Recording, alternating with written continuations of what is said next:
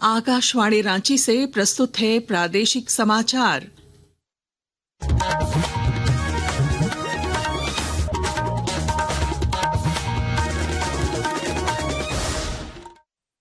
नमस्कार। प्रादेशिक समाचारों के साथ मैं पूनम करकेट्टा। केंद्रीय अल्पसंख्यक मामलों के मंत्री किरेन रिजिजू ने आज लोकसभा में वक्फ संशोधन विधेयक पेश किया। सदन में इस पर चर्चा जारी है। श्री रिजिजू ने विधेयक पेश करते हुए कहा कि इस विधेयक का मुसलमानों की धार्मिक प्रथाओं से कोई लेना देना नहीं है। उन्होंने कहा कि यह केवल वक्फ बोर्डों से संबंधित संपत्तियों से जुड़ा है।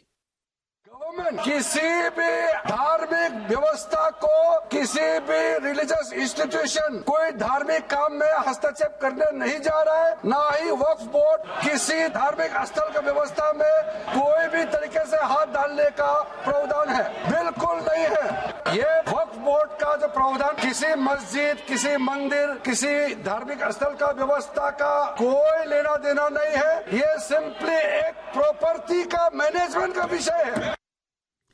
भाजपा के प्रदेश अध्यक्ष और नेता प्रतिपक्ष बाबूलाल मरांडी ने चाईबासा के बाल सुधार गृह से बड़ी संख्या में बाल कैदियों के फरार होने की घटना को लेकर सरकार पर निशाना साधा है। उन्होंने इसे सुरक्षा व्यवस्था में गंभीर चूक बताते हुए कहा कि यह घटना दर्शाती है कि सरकार बाल सुधार गृह के नाम पर सिर्फ खानापूर्ति कर रही है। केंद्रीय युवा कार्य और खेल मंत्रालय की ओर से नई दिल्ली में विकसित भारत युवा संसद का आयोजन किया जा रहा है। इस 2 दिवसीय कार्यक्रम में झारखंड से 3 छात्राएं भाग ले रही हैं।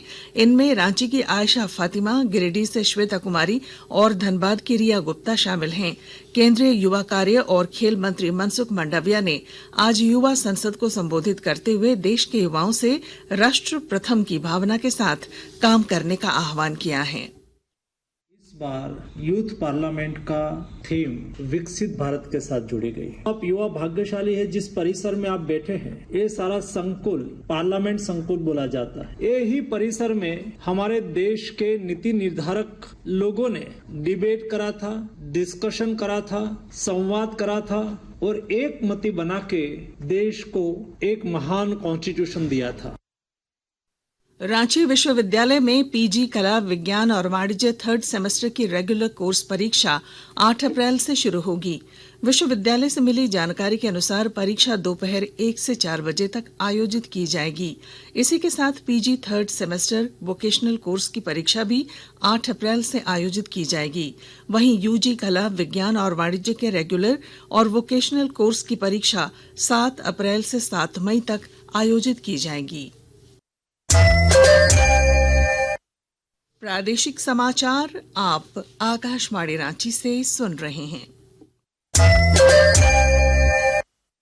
जमशेदपुर से पुलिस ने 2 शातिर अपराधियों को गिरफ्तार किया है। वे किसी घटना को अंजाम देने की फिराक में थे। वरीय पुलिस अधीक्षक किशोर कौशल ने बताया कि अपराधियों के पास से हथियार भी बरामद किए गए हैं। 2 अपराधकर्मी जो है गिरफ्तार हुए। इन दोनों के पास से कुल मिलाकर के 3 हथियार जो है वो बरामद हुए हैं, जिसमें कि रॉकी के पास से 1 देसी पिस्तौल और 3 जिंदा गोली, 1 देसी कट्टा और दूसरा व्यक्ति उसके पास से 1 देसी पिस्तौल और 3 जिंदा गोली जो है बरामद हुई है। यह मामला भी संज्ञान में आया कि 29 मार्च को एक हवाई फायरिंग की घटना को तुरियाबेड़ा में ही अंजाम दिया गया था, जिसमें ये दोनों अपराधकर्मी ही शामिल थे। उधर धनबाद के हाउसिंग कॉलोनी में बाइक सवार बदमाश एक महिला के गले से चेन छीनकर फरार हो गए।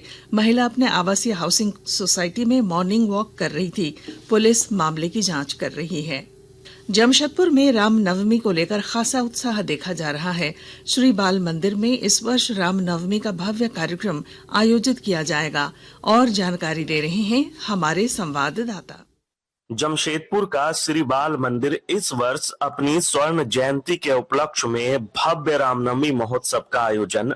इस बार विशेष आकर्षण अयोध्या के श्री राम मंदिर के प्रारूप की झांकी होगी, जिसमें भक्त रामलला की भव्य प्रतिमा के दर्शन कर सकेंगे। कार्यक्रम की जानकारी देते हुए आयोजकों ने बताया कि 2 अप्रैल की संध्या को राज्य के पूर्व मुख्यमंत्री रघुबर दास कार्यक्रम का विधिवत उद्घाटन करेंगे। 7 अप्रैल अप्रैल तक चलने वाले इस भक्तिमय कार्यक्रम के शोभा यात्रा में विशेष आकर्षण के रूप में झांकियां, भव्य आतिशबाजी, राम दरबार और हैरत अंगेज खेलों का प्रदर्शन भी किया जाए। कुमार कुणाल, आकाशवाणी समाचार, जमशेदपुर।